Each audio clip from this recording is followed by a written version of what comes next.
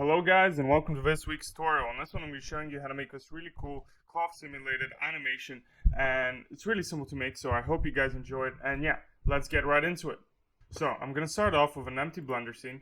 I'm going to shift A, I'm going to add in an icosphere tab, right click, subdivide, go into the subdivision settings, turn up smoothness here, and then put it up to 3, and then press shade smooth. If you want for some extra detail, some extra smoothness, just press the subdivision surface modifier in the modifiers tab, and yeah, that's going to be perfect. And now we're going to shift A, add in a cylinder, scale it, shift Z, just scale it down, grab it on the Z, pull it down, and maybe scale this ball down a little bit, something like that. Then shift A, add in a torus, and then we're going to just go decrease the major radius and increase the minor radius, something like that, and then grab it on the X, rotate it on the X by 90 degrees, tab into edit mode, right click, subdivide, and then just shade smooth, and then scale this bad boy down.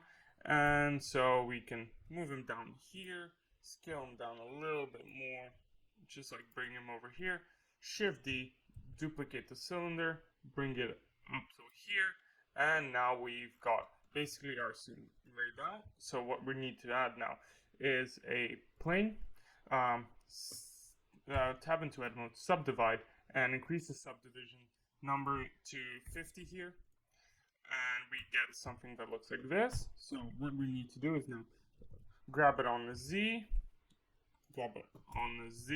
bring it up, scale this guy up a bit, grab it on the X, and then we're gonna go into here, add into here a cloth setting. Let's get it out of cloth and change these settings, all of these to 5.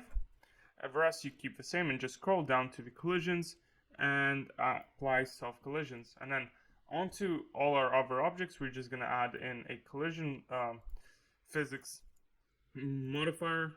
So just add collision, and then we can see this thing happening. And basically now all you do is kind of position your cloth in the way you want it to be, so that it can fall off the way you want it to fall off your objects. So I'm just gonna move it around a little bit, grab it just a little bit more on this side. No, on this side. Just I don't want it to get stuck on our little one. And something like this will do just fine, and we'll basically wait until it kind of caches those keyframes, and then after that we can go down here into the cache and just bake the keyframes. So we see that at around frame like 170 it completely gets out of our frame, so we're just going to bake those keyframes, and I'm going to get back to you in a second. So I'm back now, and now we have our keyframes baked out, so we can see it fall down and then slide off basically.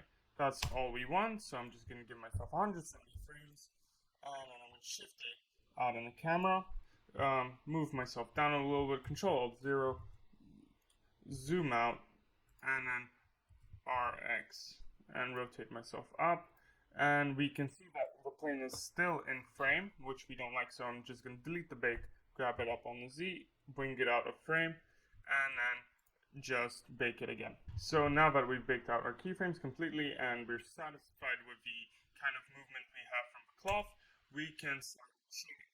So what I'm going to do, just before that, we need to add in a particle system, my bad. So add in another icosphere, right click, tab into edit mode, right click, subdivide, add 2 subdivisions, shade smooth, grab it on the X, move it out of the way, and then we're just gonna go into here and add in a particle system, make it hair, choose the source to be vertices, and then we can go into the render as object and as our icosphere 001, and then just decrease the size, the scale of them to about 0.005, so that's the size we want. But here you see that it's a random order, they're not ordered nicely. I want them to be completely even, so what I'm going to do is, so we have to check how many actual vertices we have here. So how I'm going to go and do this, I'm just going to press F3 in the edit mode and find merge by distance and just increase the size by a lot. And here you see 2,703 vertices. So just press Ctrl Z and go back, and it's 2,703. So now we have, on each vertex, we have one ball. And so now we have our balls falling down on our other balls. Yeah, pretty simple. So let's start lighting this. I'm just going to Shift A, add in a light an area, grab it on the Z, scale it up a bit, and make it a disk, shadow, contact shadows, give it a strength of 200, and maybe scale it up a bit more. Shift D this, grab it on the Z, grab it on the X, and then just point it straight ahead. So something like that, and then I'm going to duplicate it and move it out here and rotate it on the Z by 180 degrees. And so that's kind of the lighting setup I went for this scene. So now if we go into rendered mode, and that's just going to take a little second, and turn on ambient occlusion, bloom, and screen space reflections, and we can start adding a couple more things, and it's going to be perfect. So add in the plane, grab it on the Z, scale it up a bit, and then press Tab, select this edge, extrude it on the Z, add in a bevel modifier, increase the size of it, and then just shade smooth, and that's our scene completed. So what we can do now is get ourselves some shaders. So I'm going to get a shader for the background, and that's going to be a nice green, make it low roughness, and that's it. So let's look at this from rendered mode, and let's give ourselves another material. So for the balls, we're going to make an iridescent shader. So we're going to Shift A, add in a color ramp, plug the color into the base color, change it from from RGB to HSL, and make the black purple. So just pick a purple, make this white the same purple basically, and change it from near to far. And now you can see we have this rainbow going on. So we can Shift A, add in a layer weight, plug the facing into here, and we now change this to a metallic and low roughness, something like this, and this already looks really cool and weird. So that's basically what we're going to use, and just add the same material to the donut, and let's make a gold material. So select this ball, just add a new material to it, and make it nice and like orangey, no roughness, and make it metallic. So we're getting a nice like goldish color on them. So for this plane, so that it doesn't show in our renders, we're just going to go into render, and you see here it says show emitter. Just untick that, and that's basically going to do it. So basically with that we're done, but to make it look a little nicer, I'm just going to change this color to a environment texture, and I'm just going to get an environment texture that I have. It's an HDRI, so we just go to HDRI Haven and get an HDRI.